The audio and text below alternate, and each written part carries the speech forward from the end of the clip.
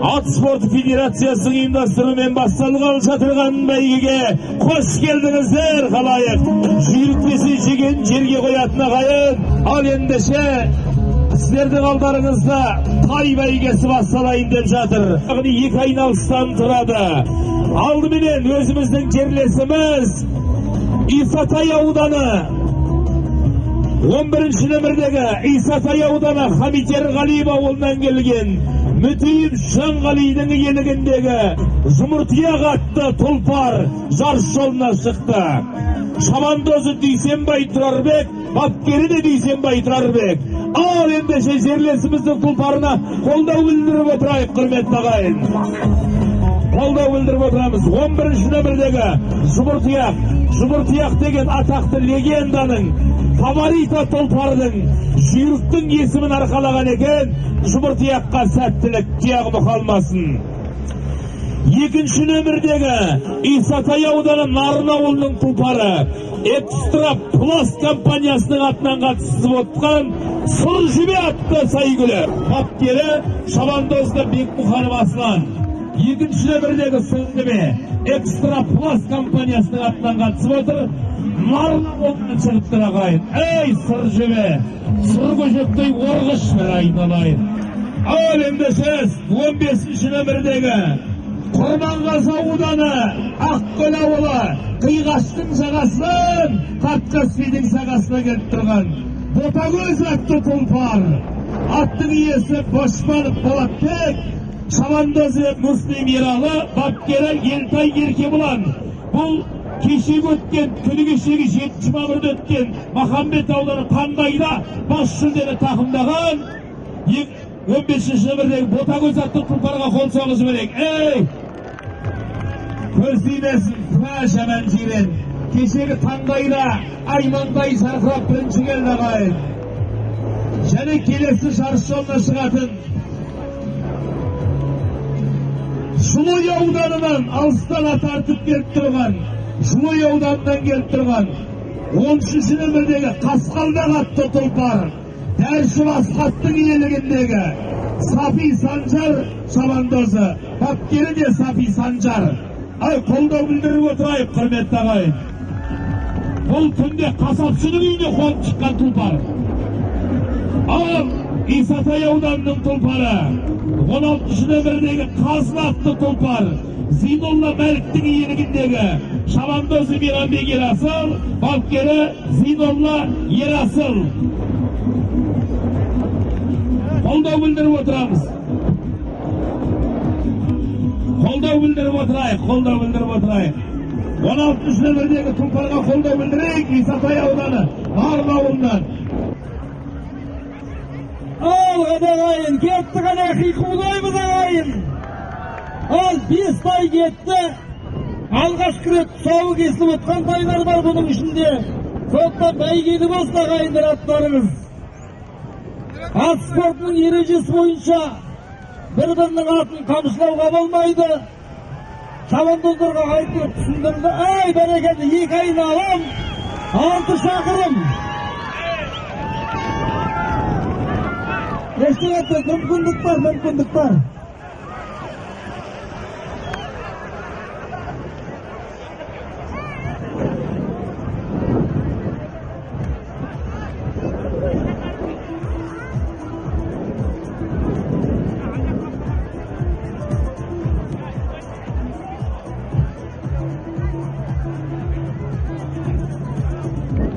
Бүгінгі бәйгенің бас сөйлеушісі Өмірбек. Айтып өш деп айтып отыр. Сіздің ережесі бойынша төреші шап деп белгі бермей, шаппайтыны белгілі.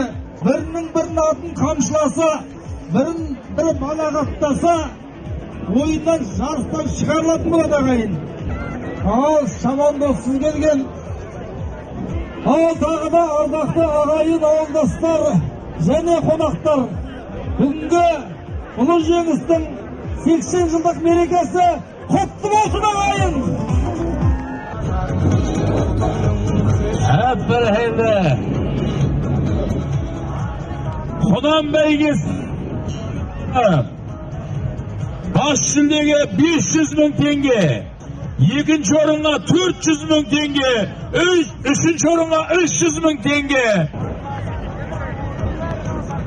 Ал қиқулап отырайық, аттың алдына қарай шықпайық ағайын.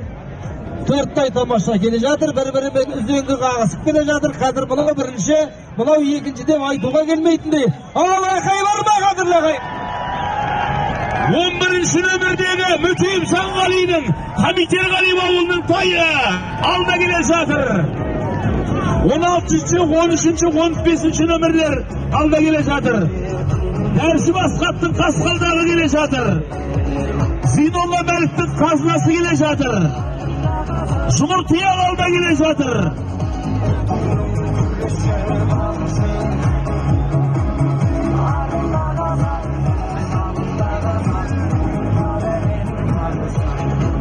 Міне, екінші нөмірдегі сұр жебеде кеп қалады, Құдай қаласа. Ай, бәрекелді, міне, атты қосу керек ағайын. Бір ат алды болып, бір ат арты болады, құрметті әлеумет.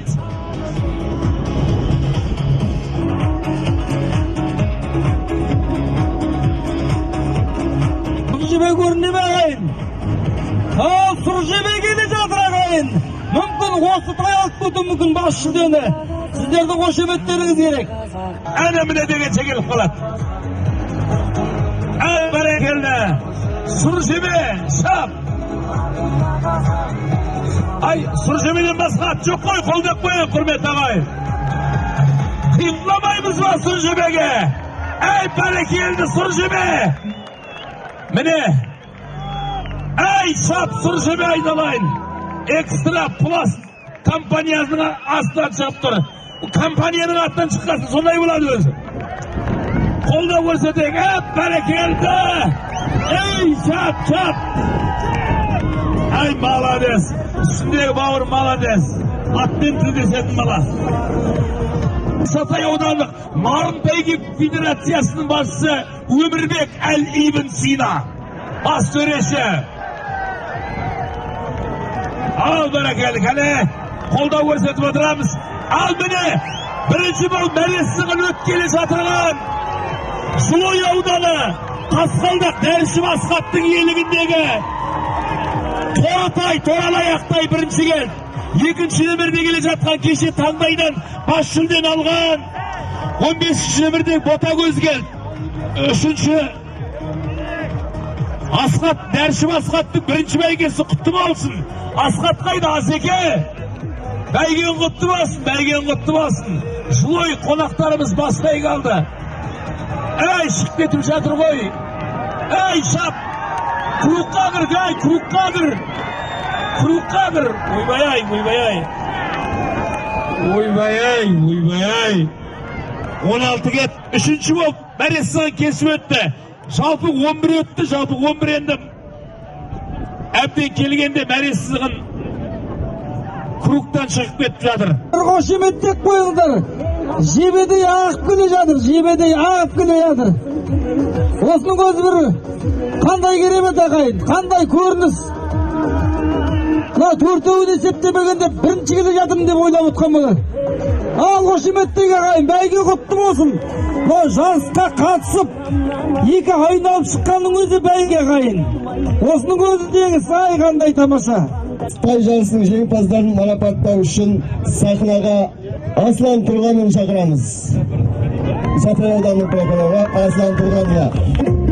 Тай жарысы бойынша үшінші орын атыменен Зейнолла Мәлік, Исатай ауданы.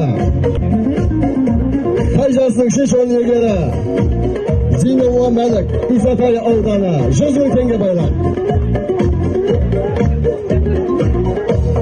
Жеңімпазын сахна төріне шақырайық. Ботагөз атыменен Башпанов Болатбек, Құрманғаз ауданы.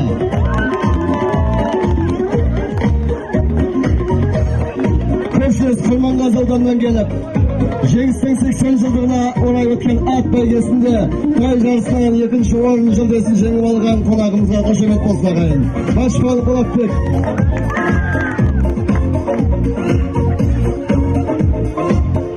Байлығы 200 мың теңге.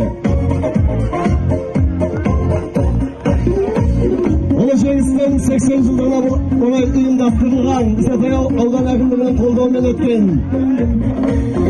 тай жарысында бірінші орында иеленген Қасқалдақ атты ат иесі Дәуішев Асқат.